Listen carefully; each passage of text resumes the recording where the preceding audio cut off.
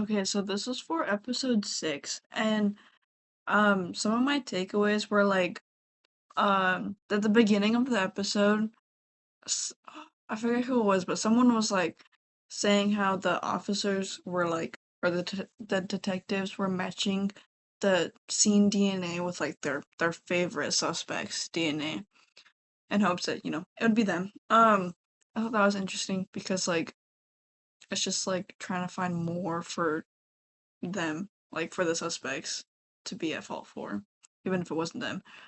And then that they finally got a match after they swapped the door that Fred was staying at.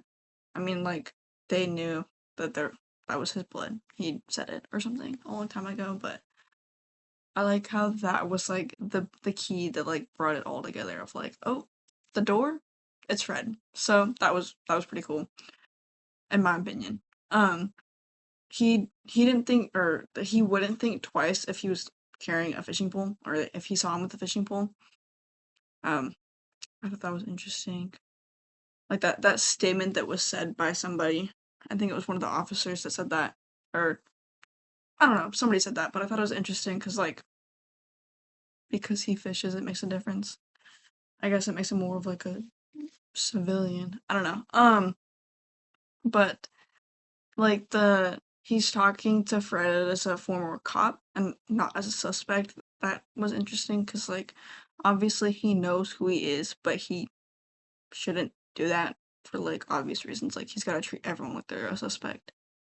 Um he hopped into his truck to find a payphone. I don't know if they mentioned it before that he knew that like the telephones were cut, but like I thought that was interesting because like from what I like remembered, I don't remember them mentioning that at all that he knew that. Um, Fred ended up getting confused on what street he parked on because he said he parked on Monroe, which is the same one that Terry lived on. And so he was like, "Oh, well, I don't know." And then he started acting all confused, and I thought that was interesting because, like, I think it's because he was in the like process of getting caught for that situation that he was like, "Oh, I don't understand. I don't know." Um, and then the next like point is the whole like he parked near a bloody footprint like that was his like boot. I'm pretty sure it was his boot, but like he saw it or he parked next to it. He didn't see it. I feel like he would have seen it. Um,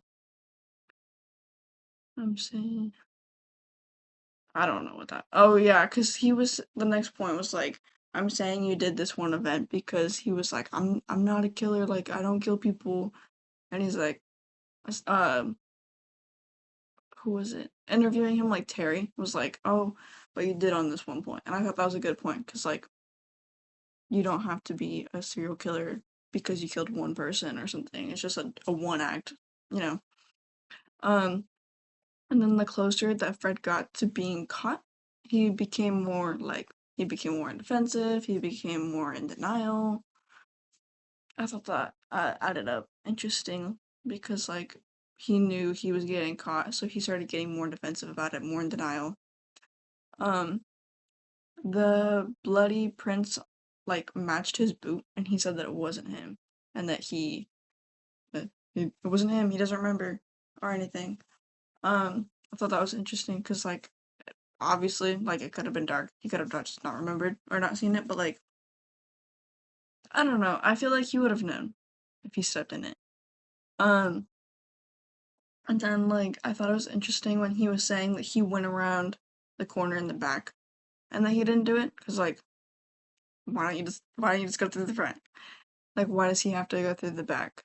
Only people that go through the back, I feel like, are suspicious, but that's just my opinion. And then he like kept saying over and over and over again that he didn't do it. And then it eventually went from I didn't do it to I don't remember doing it. I thought that was interesting. Um, and then like the more that this investigation goes on, Terry was like asking him more about his morning, and he was like, "Oh, I heard talking, so I woke up."